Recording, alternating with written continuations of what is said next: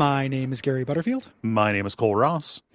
And you're listening to Real Lich Hours, the Baldur's Gate 3 podcast with art by Jaden Dale and music by Gwen Static. Yeah, and this week we're going to invade the Créche and see what shakes. Hey, Gary, I don't know this. Yes. What is this? It's not a thing. Okay, we're going to invade the Créche and see what shakes Lesh? No, yeah, I'm it's sorry. Like I'm sorry. It's a little bit like loose. It's a completely different phoneme. No, it begins with the same letters. Okay. That's how rhymes work.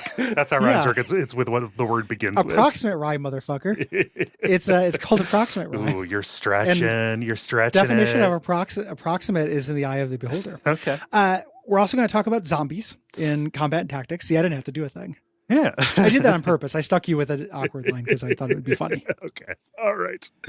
And then we're going to get to Warlocks. We're going to finally get to Warlocks with the complete player's handbook. Yep. Wrapping them all up. Going to discuss Gith culture and birthing rituals in the Player's Handbook Part 2. 2 Player's Handbooks this episode. And cast Hold Conversation on Hold Person in the Complete Priest Spellbook. See, that one was good. Yeah, that's good. Yeah. And finally, read one of your letters in the forum. Yes. We're getting inside Rosy Morn. Once you cross the threshold, you cross the thresh, you get the Créche. There you go. That's better. Yeah. Weird Structure Month kind of continues here because we are at the end of Act 1. Mm-hmm. And Rosy Morn is like 1 3/4 episodes worth of stuff. Mm-hmm. Now they're in here. And the climax of it, I wanted to have it be its own episode because it's wild that it is optional. Yeah. There are so many cosmological and important plot stuff. Yeah. That gets added in that. Mm-hmm. So I want time to camp out on that for a while. Yes.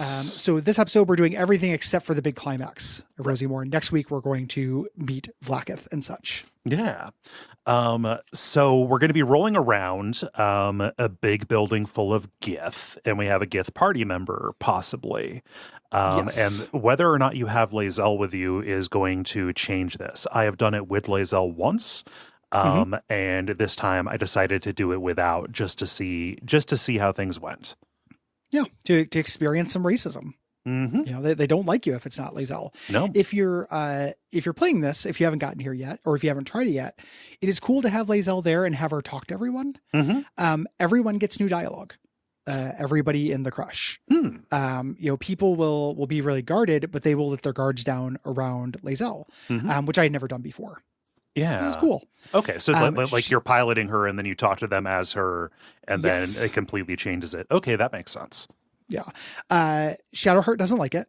Nope. Every single time you do what Lae'zel wants or let her take the lead, Shadowheart loses approval. I ended up giving her a statue of Shar and pumped that shit back up. Give her a souvenir. Yeah. Here's your god. Sorry.